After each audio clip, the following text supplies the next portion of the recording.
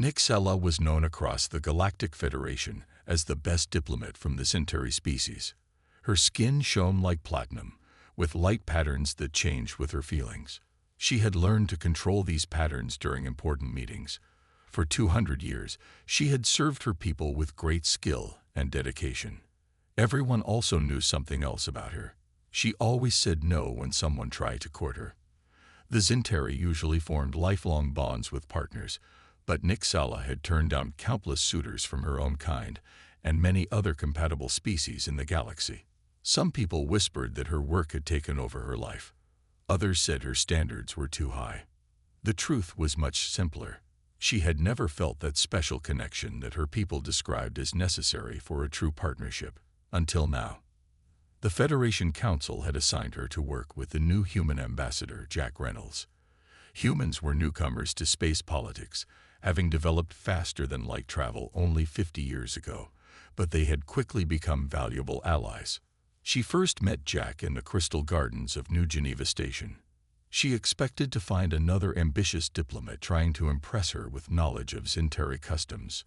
Instead, she found Jack sitting on the ground, feeding the glowing butterflies that lived in the garden. "They remind me of fireflies back home," he said without looking up, "though these are much less likely to be eaten by frogs." Something about his natural manner caught her interest. For the first time in 2 centuries, Nixella felt truly curious about someone beyond their diplomatic abilities. As they began working together on trade agreements, she noticed how different their approaches were. She used careful planning and centuries of experience, while Jack relied on instinct and flexibility. Yet somehow, they worked well together. "Your species plans for decades," he said one night while reviewing documents. "Humans can barely plan past next weekend. Yet you've achieved amazing technological progress in much less time than my people," she replied. Jack shrugged. "Desperation leads to innovation. We almost destroyed ourselves several times before looking to the stars." She found his honesty about human flaws refreshing. Most species tried to show only their best qualities to the Federation. Humans seemed to carry their contradictions openly. One evening, while sharing a meal in her quarters, Jack asked about her personal life. No one had dared ask such questions in decades. "I notice you don't have a bonded partner," he said, sipping the Centauri tea she had prepared. "Is that normal for your people?" "It is not," she admitted. "Most Centauri form bonds by their 50th year. So you've chosen to be alone." "I haven't actively chosen it," she said, surprised by her own honesty. "I simply never met someone who—" She paused, looking for the right words. Jack smiled. "Someone who made being alone seem less appealing than having company." Her light patterns flickered in what her species would recognize as embarrassment. "Exactly." As days passed, they spent more time together outside of meetings. Jack showed real interest in Centauri culture, asking thoughtful questions rather than making assumptions. He told stories about Earth that made her laugh, something her colleagues rarely witnessed. Nixella found herself looking forward to their meetings. She began to wonder if perhaps the connection her people spoke of wasn't limited to their own kind. The thought both excited and frightened her. After centuries of rejection, she faced an unexpected possibility: that the right partner had finally appeared, from the most unlikely species in the galaxy. Over the next few weeks, Nixella and Jack worked together on a trade agreement between species in the Orion Arm. Despite their differences, they made a good team. She approached negotiations with careful planning and centuries of experience, while Jack relied on his quick thinking and ability to adapt. During a late night of reviewing documents, Jack looked up from his screen. "Your species makes plans for decades into the future," he said. "Humans can barely plan past next weekend." Nixella tilted her head. "Yet humans have achieved remarkable technological progress in a fraction of the time it took my people." Jack shrugged. "We had to. Desperation leads to innovation. We nearly destroyed ourselves several times before we looked to the stars." She appreciated his honesty about human flaws. Most species tried to hide their weaknesses when dealing with the Federation. Humans seemed comfortable showing both their strengths and shortcomings. As they spent more time together, Nixela noticed small things about Jack that caught her attention. He remembered how she preferred her tea. He listened carefully when she spoke, asking thoughtful questions instead of waiting for his turn to talk. He respected her expertise but wasn't afraid to challenge her ideas when he disagreed. One evening, they shared a meal in her quarters. The space station's artificial day cycle had dimmed to simulate night, and the stars shone through her viewport. Jack had brought a bottle of what he called wine, a human drink made from fermented fruits. "This is from my hometown," he explained as he poured a small amount for her to try. "My family has made it the same way for generations." Nixela sniffed the drink cautiously before taking a sip. The taste was complex, both sweet and bitter at once. "Interesting," she said. "It reminds me of our ceremonial nectars, though those are less intense." Jack smiled. "That's a diplomatic way of saying it's strong." As they ate, Jack asked about her personal life. No one had dared ask such questions in decades. "I noticed you don't have a bonded partner," he said. "Is that uncommon for your people?" "It is," she admitted. "Most Centauri form bonds by their 50th year. So you've chosen to be alone." "I haven't chosen it deliberately," she said, surprised by her own honesty. "I simply never met someone who—" She paused, searching for the right words. Jack's eyes were kind as he finished her thought. Someone who made being alone seem less appealing than having company. Her light patterns flickered in what her species would recognize as embarrassment. "Exactly." Jack nodded. "I understand that. Back on Earth, people were always asking why I wasn't married, as if being alone meant something was wrong with me." "Do humans also form life bonds?" she asked. "Some do. Many try," he said. "But we're not very good at it. Most human relationships end eventually." "That seems inefficient," she observed. Jack laughed. "Very inefficient, but we keep trying." He looked at her thoughtfully. "What does your species look for in a bondmate?" Nixela considered the question. "Compatibility of mind and purpose is most important. Physical attraction matters less than shared values and goals." "Not so different from humans, then," Jack said, "though we often get distracted by the physical attraction part." As the evening continued, they spoke of their homeworlds, their families, and their dreams for the future. Nixela found herself sharing thoughts she had kept private for centuries. Later, as she escorted Jack to the transport hub, their hands brushed briefly. Among Centauri, such contact was reserved for those with established bonds. She should have pulled away, but instead, she felt a pleasant warmth spread through her fingertips. "Good night, Nixela," Jack said softly. "Until tomorrow," she replied, watching him walk away with strange new feelings stirring inside her. The diplomatic crisis happened without warning. A Drovidian mining ship had been destroyed near contested space. Both the Tauran Collective and the Solarian Republic blamed each other. As tensions grew toward possible war, the Federation Council called an emergency meeting. Nixela spoke for caution and investigation, while many of her colleagues demanded immediate punishment for those they thought responsible. To her surprise, Jack supported her position, even though his government sided with the Solarians. "We learned the hard way that truth is often the first casualty in conflict," he told the council. "Let's not repeat humanity's mistakes on a galactic scale."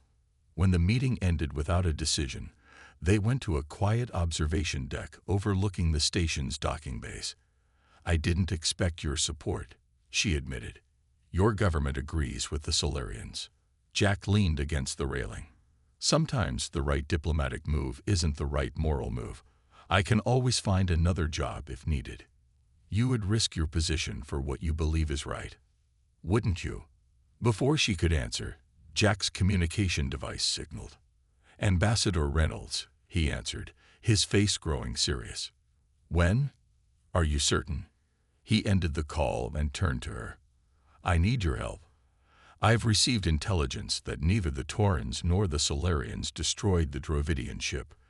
There's evidence that a third party is trying to start a conflict. She studied him carefully. Sharing secret intelligence with me could be considered treason by your government. I know, he said simply. But I trust you. His words affected her deeply. Trust was sacred among the Centauri. The next day, they met in a secure room to review the evidence Jack had received. Images showed debris from the Dravidian ship with damage patterns inconsistent with both Tauran and Solarian weapons. Someone wanted this to look like an attack from both sides, Nixila said, examining the data. But who would benefit from war between these powers?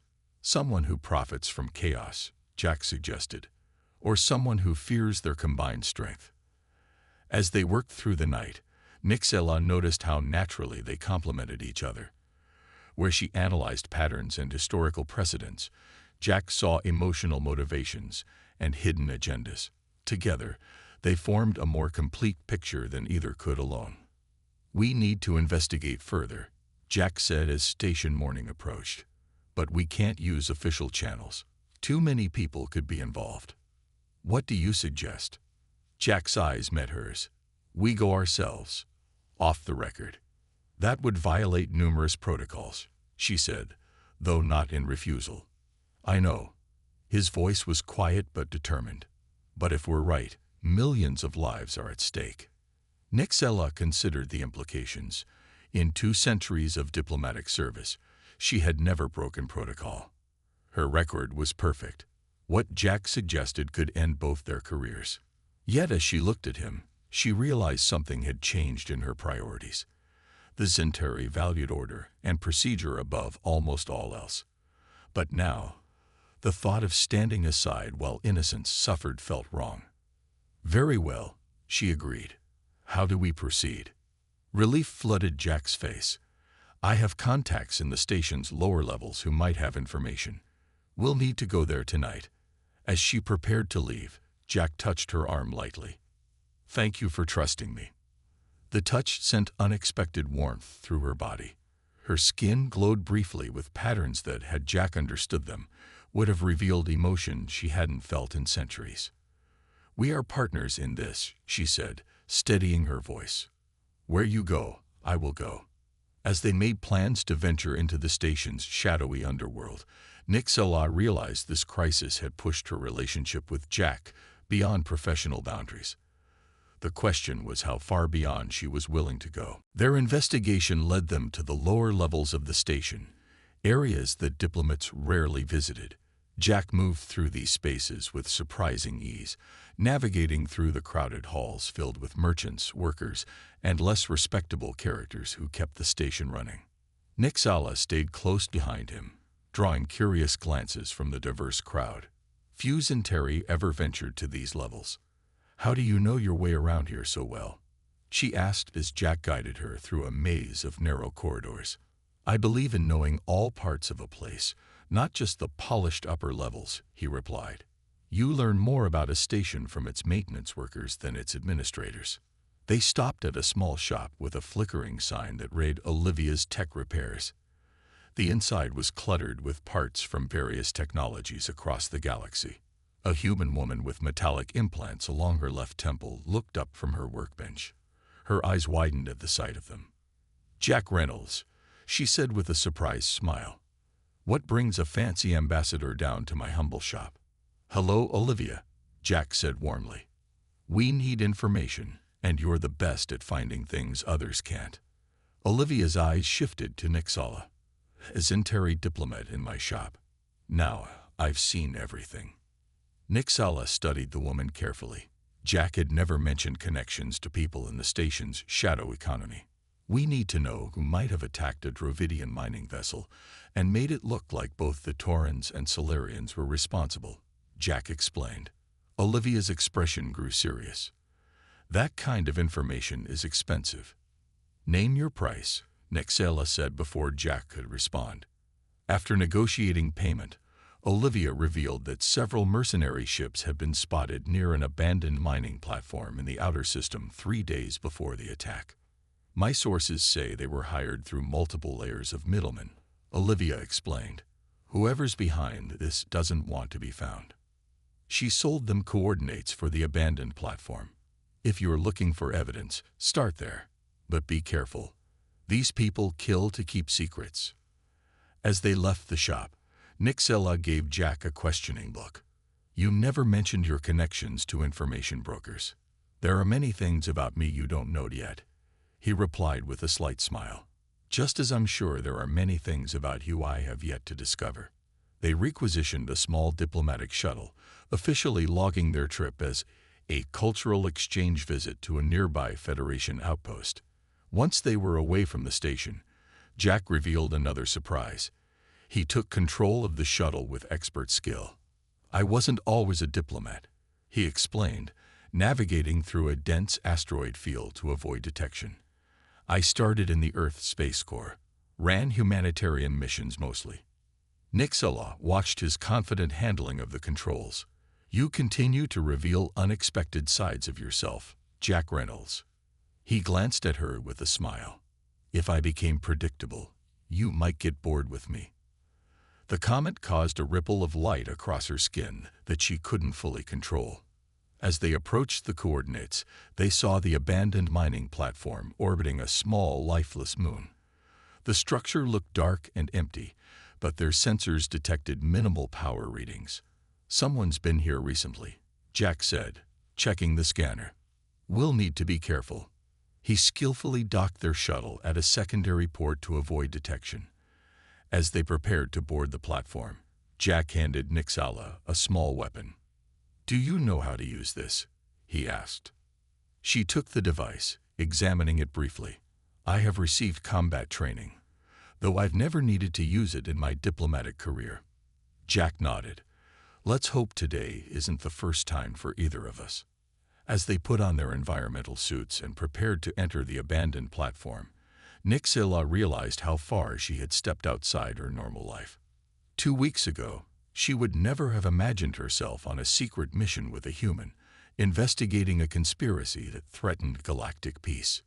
Yet somehow, standing beside Jack as they faced unknown dangers felt right in a way that centuries of diplomatic routine never had. The abandoned mining platform was cold and dark. Jack and Nixella moved carefully through empty corridors, their suit lights casting long shadows. Their breathing echoed in their helmets as they searched for evidence. Life support is still working at low levels, Jack said, checking his scanner. Someone's been here recently. Nixella studied the walls. This section was designed for mineral processing. The command center should be 2 levels up. They found a working lift and rode it in tense silence. When the doors opened, they stepped into what once was the platform's control room. Dust covered most surfaces, but fresh footprints showed on the floor. Someone has cleared this area, Jack whispered, pointing to a section where the dust had been wiped away.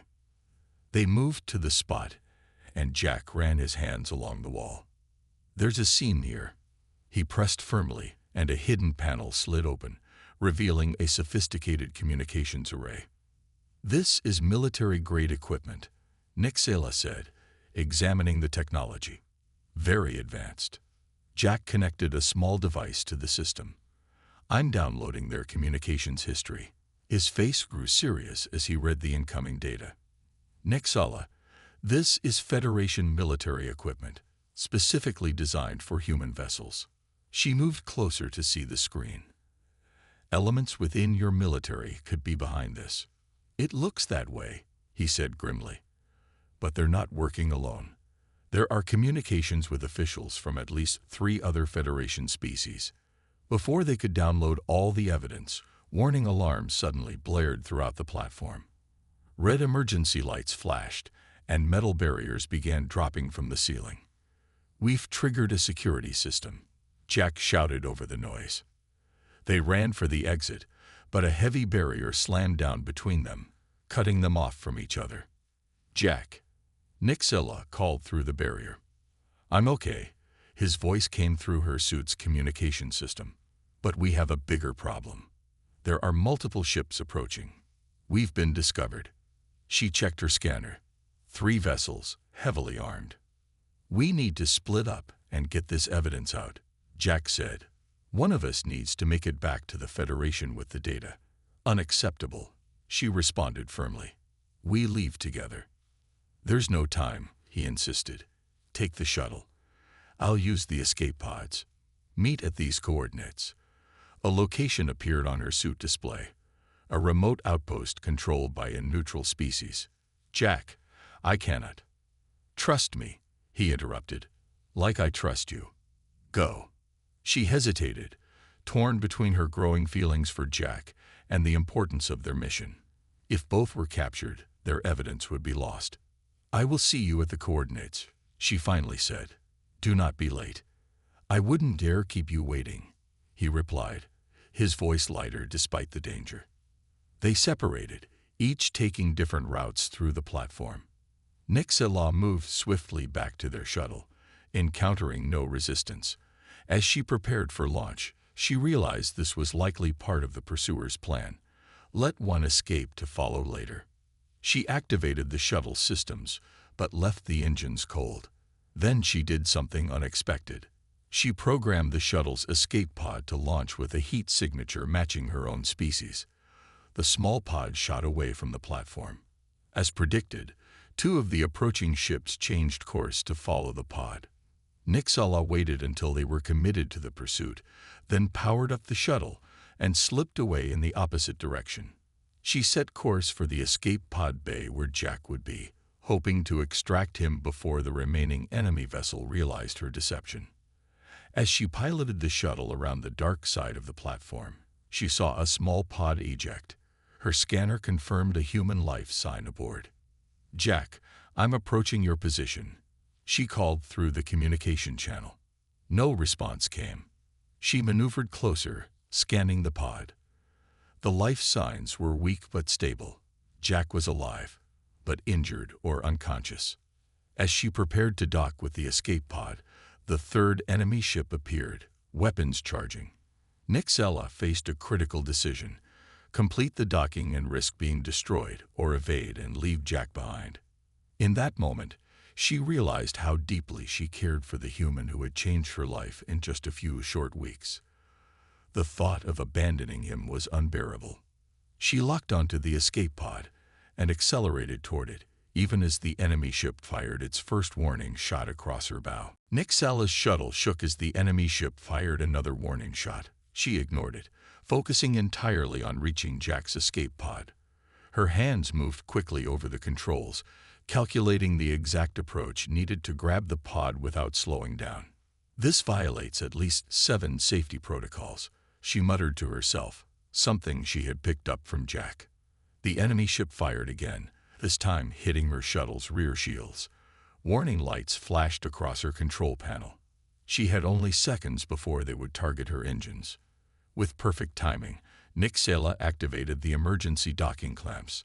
The shuttle lurched as it grabbed the escape pod, secure but dangling awkwardly beneath her vessel. She immediately pushed the engines to maximum power, racing away from the platform.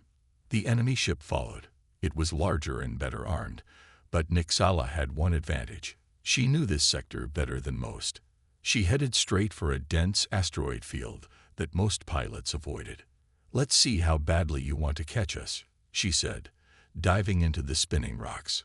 Her shuttle weaved between asteroids, taking sharp turns that strained the vessel's structure. The enemy ship tried to follow but had to slow down. After 10 minutes of dangerous flying, Nixela had lost her pursuer. She carefully navigated to a small, uninhabited moon and landed in a deep crater where their ships would be hidden from scans. Once safe, she hurried to check on Jack. The escape pod was damaged, with sparks coming from its control panel. She overrode the emergency locks and pulled the door open. Inside, Jack lay slumped against the wall, blood running from a cut on his forehead. Jack. She quickly checked his vital signs. He was alive but unconscious. Nixela carried him to the shuttle and laid him on the small medical bed. She cleaned and treated his wound, noting with relief that the injury wasn't severe. He had likely hit his head during the pod's rough launch. While waiting for him to wake up, she examined the data they had collected. It confirmed their suspicions. A group from multiple species had engineered the attack to start a war. The conspiracy included military leaders, weapons manufacturers, and politicians who would profit from conflict. Jack groaned softly as he regained consciousness. "Nixala," he whispered. "I am here," she said, moving to his side. He tried to sit up but winced in pain. "You were supposed to escape in the shuttle. That was the plan." "I decided the plan needed adjustment," she replied. "I couldn't leave you behind." "That was risky," he said, looking up at her with concern. "Yes, almost as risky as your decision to face armed mercenaries alone." She allowed her skin to glow with patterns that expressed both worry and relief. Jack smiled weakly. "We make quite a pair, don't we?" The phrase made her pulse quicken. Among her people, acknowledging a pair carried significant meaning. "How badly are you injured?" she asked, changing the subject. "Just a headache and some bruises. I've had worse." He looked around. "Where are we?" "Hidden on a moon in the Kiran system. We should be safe here until you recover." Jack nodded, then winced again. "Did you see the data? About who's behind this?" "Yes, it's worse than we thought. The conspiracy reaches high levels in several governments, including yours and mine. We need to be very careful about who we trust with this information," Jack said. "I agree." Nixala sat beside him. "We should contact Ambassador Liu from Earth. She has always struck me as honest, and she has direct access to your Security Council." "Good choice," Jack approved. "And from your side?" Nixala considered. "Elder Vaxmore. He mentored me and has no connections to military industries." They spent the next hours planning their next steps. As Jack's strength returned, they prepared the shuttle for departure. Their destination was a neutral trading post, where they could send secure messages to their trusted contacts. Before leaving, Jack placed his hand gently on Nixala's arm. "Thank you for coming back for me. Not many would have taken that risk." She looked at his hand on her arm, then into his eyes. "I am discovering that you are worth the risk, Jack Reynolds." The moment between them stretched, filled with unspoken feelings. Then Jack smiled and moved toward the pilot's seat. "Let's go change the galaxy, shall we?" As they lifted off, Nixila realized that regardless of what happened next, her life would never return to what it had been before meeting Jack. And strangely, that thought didn't trouble her at all. Their evidence, carefully shared through trusted channels, caused major changes in the Federation. Several high-ranking officials were removed from their positions, including 2 from Jack's government. The conspiracy to start a war was exposed, and the people behind it faced justice. The Taurans and Solarians, realizing they had been manipulated, started talking directly to each other to prevent future misunderstandings. The Dravidians received formal apologies and payment for their losses. 3 weeks after their return, Jack and Nixala stood on a private balcony overlooking New Geneva Station's central garden. The Federation Council had just appointed them to lead a new project focused on transparency between worlds. "Your career has probably reached its peak," Nixila noted. "Humans often distrust those who expose their government's mistakes, even when it's the right thing to do." Jack laughed. "Probably. But being called a troublemaker might be worth it for the company it puts me in." He looked at her with meaning in his eyes. She allowed a gentle pattern of light to ripple across her skin, the Zentari equivalent of a blush. "I have been thinking about our future work together," she said carefully. "Just work?" he asked, moving slightly closer. "The Zentari have a tradition," she began, choosing her words with care. "When one finds a potential life partner, they observe 3 lunar cycles before expressing their interest. This allows time for initial attraction to grow into certainty." Jack's expression softened. "And how far into these lunar cycles would you be?" "Speaking hypothetically, of course. If I were following such a tradition regarding a human diplomat I had recently worked with," she replied, her skin glowing brighter despite her attempts to control it, "I would have completed 2 cycles as of yesterday." He smiled and slowly reached for her hand. a gesture he knew held special meaning for her species. "In human tradition," he said, "we're much less patient, but I'm willing to wait for the third cycle if that's what you need." Nixala, who had rejected countless suitors across 2 centuries and dozens of species, found herself at a turning point she had never expected. The human before her had changed her views, challenged her boundaries, and awakened feelings she had given up hope of experiencing. "Perhaps," she suggested, intertwining her fingers with his, "our traditions could meet somewhere in between." Jack's smile widened. "I'd like that." They stood together in comfortable silence, watching the station's artificial day cycle shift toward evening. The garden below filled with people from across the galaxy, some alone, some in groups, all trying to find connection in the vastness of space. "What happens next?" Jack asked. "Your people and mine have very different lifespans, very different customs. We will face challenges," she acknowledged. "But is that not true of all meaningful relationships? Differences to overcome, compromises to make." "True enough," he agreed. "Though most couples don't have to navigate interspecies diplomatic protocols just to go on a date." She laughed, a sound her colleagues rarely heard. "We are diplomats. Navigating difficult protocols is our specialty." Jack's expression grew more serious. "The Federation has never had a human Centauri bonded pair in diplomatic service. We would be the first. I have spent 2 centuries being the perfect Centauri diplomat," Nexila said. "Perhaps it is time to create a new path." Jack lifted her hand and pressed it gently against his heart, a human gesture of affection. "I'm willing if you are." As the artificial stars began to appear in the station's simulated sky, Nixila made her decision. After centuries of rejection, she had found someone who saw her as more than just an ambassador, who valued her thoughts, respected her strengths, and accepted her occasional weaknesses. "I believe," she said softly, "that the third lunar cycle has lasted long enough." Jack leaned forward slowly, giving her time to pull away if she wished.